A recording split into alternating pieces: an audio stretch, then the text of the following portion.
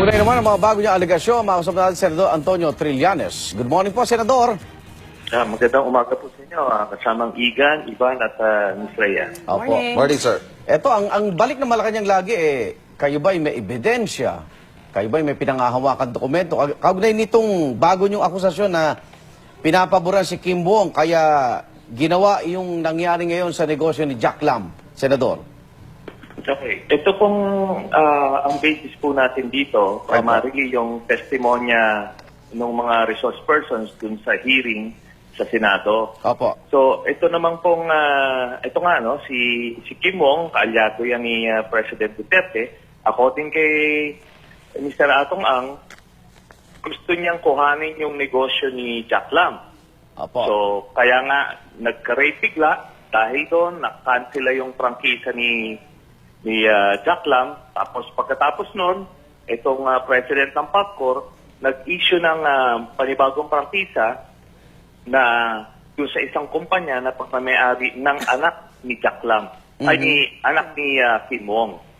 So, ganun kasimple. Alam nyo, ginagawa yan ng mga normally, yung mga tiwaling mga mayor, ano, sa kanilang syudad o munisipyo. Pagka may nagustuhan silang negosyo, is either hindi nila binibigyan ng permit o pag nandiyan na, iipitin nila para makansela, tapos sila ang mag-take over. So, ganyan po ang nangyari dito. Okay. Doon sa panay ng DCWB, napaliwanag niyo po yung mga tauhan dyan sa text at Viber message, sina Argosino, Sombero, pati si Secretary Aguirre na po yung tinutukoy na malapit sa Pangulo. So, aabot po sa Pangulo itong modus na ito, Senador? Maliwanag po yan dun sa text exchanges ni Argosino nga at saka ni Wally Sombero. Sinasabi niya na wala yan si SOJ. Yung backer ko mas mabigat dyan, sabi niya. Opo. Tapos itong si Argosino pa, yun nga sabi niya, no? Dun sa meeting, bago dun sa meeting, may papakilala akong may malakas ang connection sa presidente. Opo. Papakilala ko sa inyo ni Jack Lam. Opo. So yun na nga, nangyari yung meeting. Yung palang tinutukoy niya si Aguirre na nangyari na meeting dun sa Shangri-La. Tapos itong si Argosino, alam niyo hindi ito ordinaryong kabrad lang ng Lex Talionis. Opo. Ito po ay election lawyer ito ni President Duterte. Malapit po itong mga ito. So, yan po ang ipapakita natin, at hindi natumpok nung last hearing kasi alam niyo 5 minutes lang ibinigay sa akin Opo. So, alam niyo, pwede naman ako mag-conduct, so ako na magkakandak ng hearing mismo in the coming weeks. Okay, may mga dagdag na tanong po si Ivan. Senator, si Ivan ito, yung last week na interview namin dito sa Unang Balita, si Attorney Panelo, at I use his words, ang sabi niya, kabalbalan lang daw po ang inyong aligasyon at yung mga dokumento daw na hawak ninyo ay peke. Your reaction, Senator? Well, alam nyo, marami na silang sinasabi, kung peke yan, kung ano man yung, kung ano-ano pa tinawag nila sa akin. Sa akin, sige na. Ibuksan nyo na yung accounts para sa ganun, kung mali ako, magre-resign na ako Ganun lang po kasi yun.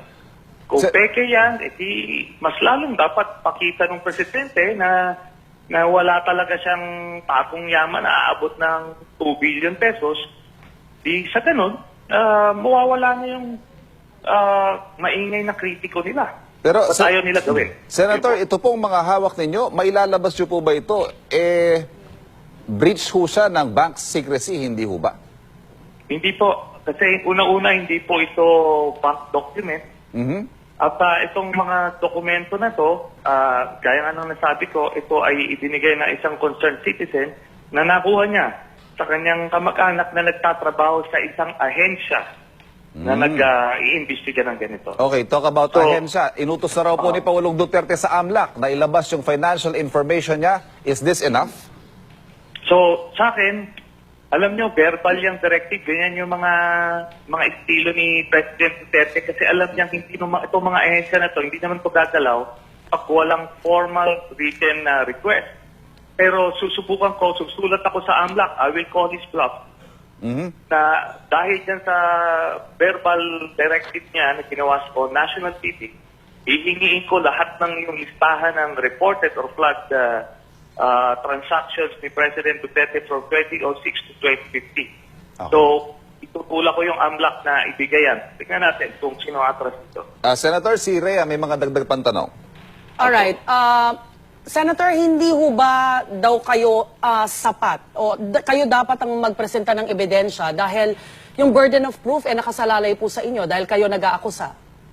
Opo, I agree. Kaya nga po nag-file na po ako ng kaso sa Ombudsman, plunder po ito, noong May 2016 pa. At ginamit ko po itong mga bank documents na ito as evidence, as part ng evidence. Kasama yung COA report na nagsasabi na meron siyang 11,000 ghost employees sa Davao City, na abot ng 700 million kada taon ang unaccounted dito. So, andyan yan, tinutulak natin para i-prove yan. Sabi ng Ombudsman, nasa fact-finding phase na. Pero nga sabi ko, presidente siya siya yung nagtutulak na sabi niya hindi siya corrupt, na transparent siya. E di itong pagkakataon, ipakita niya sa taong bayan na totoo ito. Yun nga po, Kasi lagi pong ibabato talaga sa inyo na since kayo nag-aakusa, kayo dapat ang magpresenta ng ebidensya. Ito po bang source nyo? Since nakapagbigay na naman po ng impormasyon na sinasabi nyo nga may 2 billion worth of transactions itong si Pangulong Digong, meron ho din ba siyang hand para kung nakapagbigay ho siya ng ganong impormasyon para makita naman yung transaction history? Although alam natin naman na bawal yun, pero kung ganun ho ba kabigat yung source nyo, Senator Trillanes? Alam nyo, hindi ko po itataya yung pagiging senador ko at yung buhay ko, Kasi alam nyo, to si President Duterte, alam naman ng lahat, mamamatay tao yan. So, tinataya ko ito Kung hindi ako sigurado dito o kaya alam ko na bogus ito, hindi ko po ito gagawin. Kasi ang dali niyang ipakita na mali ako kung hindi po ito totoo. So, yan po ang tinitiligan ko. Tapos sinasabi ko nga po, hindi naman ito first time na ginawa natin. So, lumaban na rin po tayo sa iba't ibang mga malalaking mga tiwaling politiko. At so far, hindi pa naman po tayo nagkakamali. So, hindi rin naman ako nasasangkot sa mga kung ano-anong anomalya, kagaya yung mga Napolis scam na yan. So, I stand by my track record.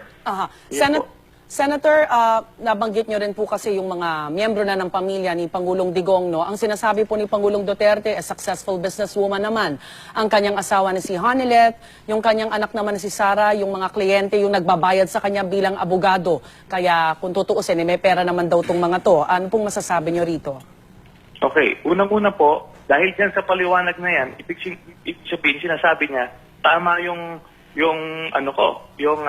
aking impormasyon na may pagkapirahan itong sila, Isa 200 million na abot, isa 100 plus mahigit million. Pero itong sabi mismo ni Sara Duterte na hindi siya nakapag-practice. Kahit daw i-disbar siya, yan to yung lumabas nung sinapak niya yung sheriff. So hindi naman daw siya nakapag-practice na abogado kaya okay lang. Saka ito yan, ang abogado ba ngayon, pag sinabing may abogado kayo, may 100 million sa bangko? So, isa pa yan. Tapos itong si Hanilet, ang negosyo nito ay yung mga Mr. Donut na franchises na kahit magtanong kayo sa may mga franchise nito, hindi sila magkakaroon ng aabot sa 200 million na deposit, bank deposit, And ito finally, while pinaliwanag niya yung possible source of income ni Hanilet at saka ni Sara Duterte, pero yung dalawang anak niyang lalaki, paano ang explanation niya? Bakit sila may 100 million kada isa? Si Baste at saka itong si Paulo. So yan po ang palalim sa hukay itong si President Duterte. At maya-maya, antabayanan niyo lang at meron pa po tayong mga ilalabas na mga malalaking mga iskandalo laban sa presidente.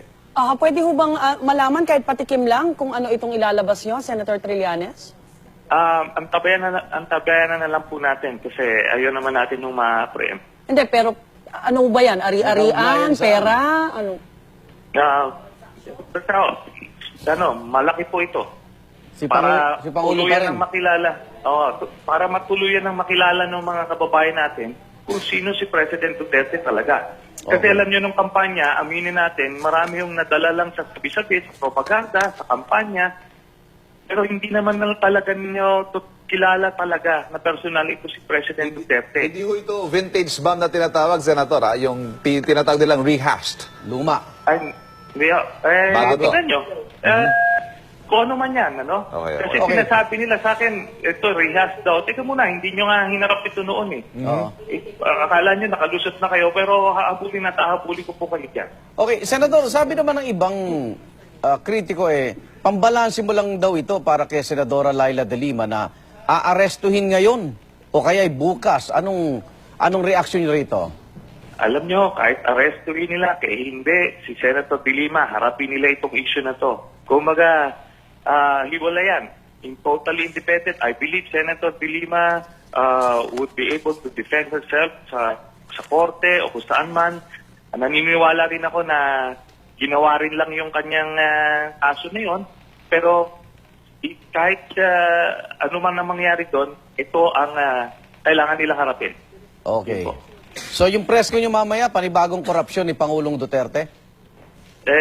Ang tabayanan po natin. Kasi talagang sa sobrang dami ho ng mga pinagagawa nila ay sumisingaw po ito lahat. Dokumentado, Senador? Abangan na lang po natin. Okay, abangan. Anong oras po yan? Hindi ko po masabi pa dahil hindi ako naman ay ano lang,